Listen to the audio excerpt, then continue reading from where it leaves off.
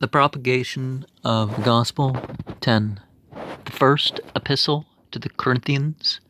Within the period covered by the previous study, at least 4 of Paul's epistles to particular churches appear to have been written. These, the 2 epistles to the Corinthians, the one to the Galatians, and the one to the Romans.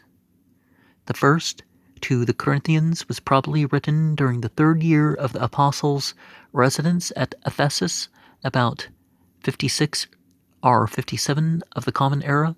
There are some allusions in the epistles to a brief visit to Corinth during the ministry at Ephesus, but there is no record of it in the narrative by Luke. He had heard reports of certain disorders and irregularities in the church, and probably his visit was intended to rectify them. These evils continuing, there are indications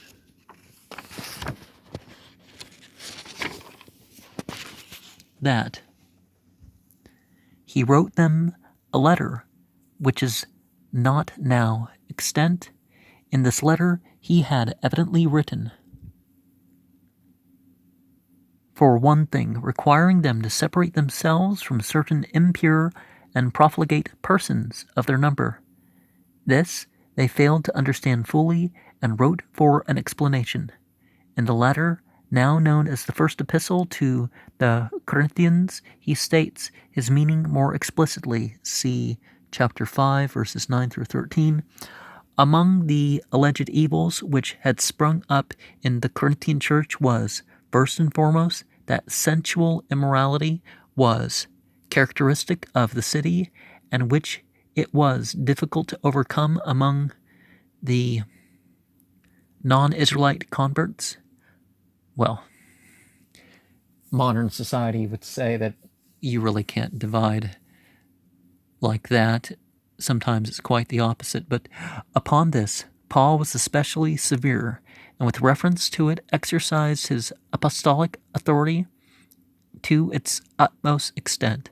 Then closely connected perhaps with this was a kind of antinomianism, a sentiment that trust in Christ was sufficient to save the soul, and that moral conduct was not essential, omitting the important fact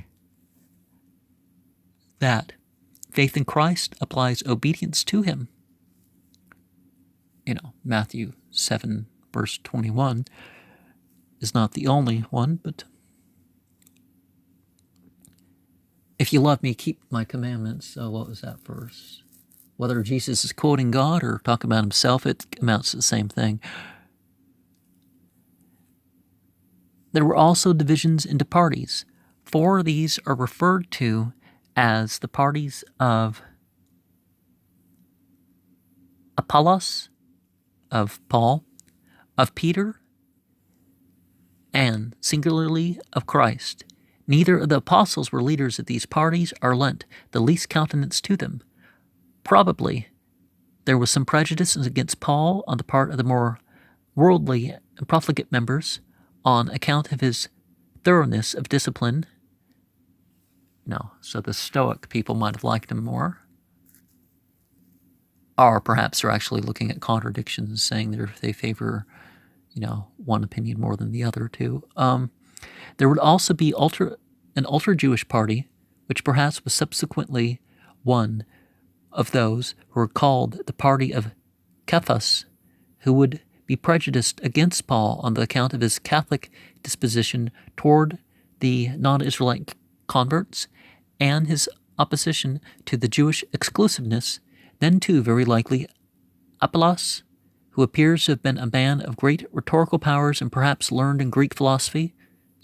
Apollonius of Tyre, who Paul was a contemporary of great rhetorical powers, perhaps learned in Greek philosophy, may have been a favorite with certain of the philosophizing Greeks, and may thus have unwittingly aided in building up a sentiment against Paul. Of the party of Christ, it is difficult to determine the basis. Probably this was a self-assumed title, like that of Jesuits or Society of Jesus in modern times. We get in both these epistles, and especially in the first, many historical intimations, and much light is thrown on the condition of the early church. Analysis of the epistle, salutation and introduction 1 through 9, exhortations relative to their dissensions 1:10 through 4:21, concerning the persons guilty of incest, the purity of marriage, and the warnings against sensuality 5 through 7, concerning the eating of the things offered to idols, law and liberty in respect to the Christian conduct 8 through 10, certain ecclesiastical regulations, orderly action in the congregations, and the exercise of right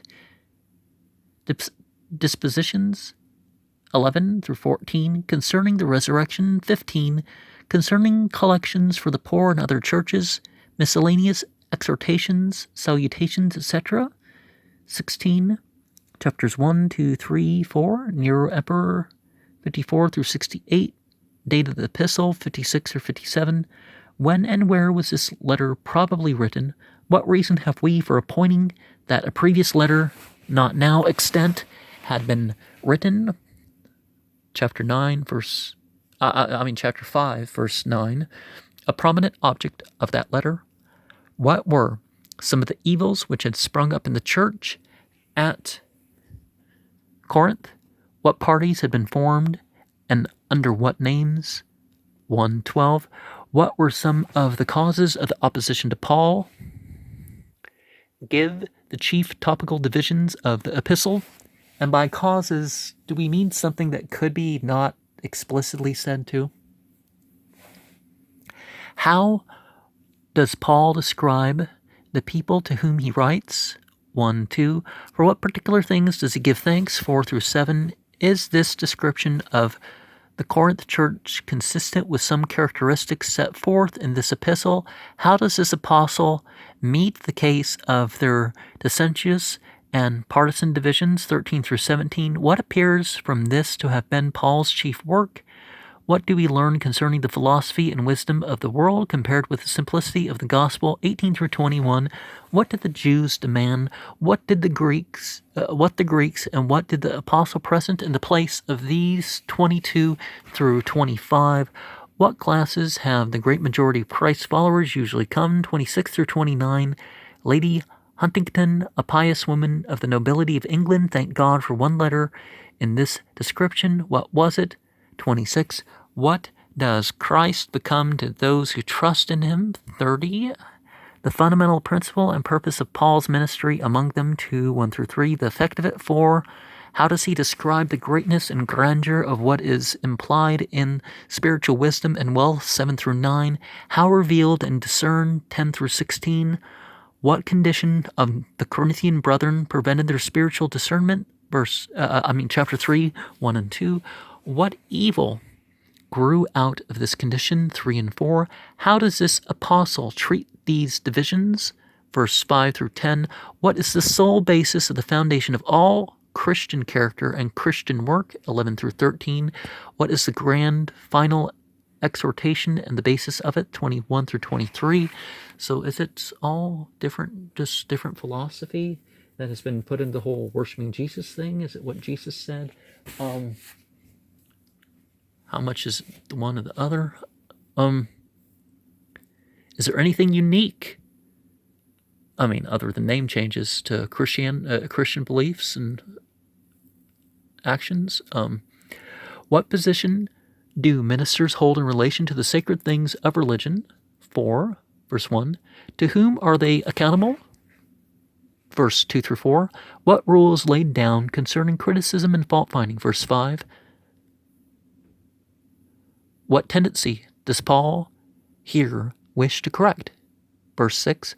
What contrast is made between those who set themselves up as philosophizing Christians and the apostle? 7 through 13. Are the differences among men altogether matters of praise or blame? Verse 7. Are there any instances in Paul's experience verifying the description in verse 11 through 13? What had been said about Paul's visit by those opposed to him Verse 18, how does he meet it, and how does he assert his authority? Verse 19 through 21.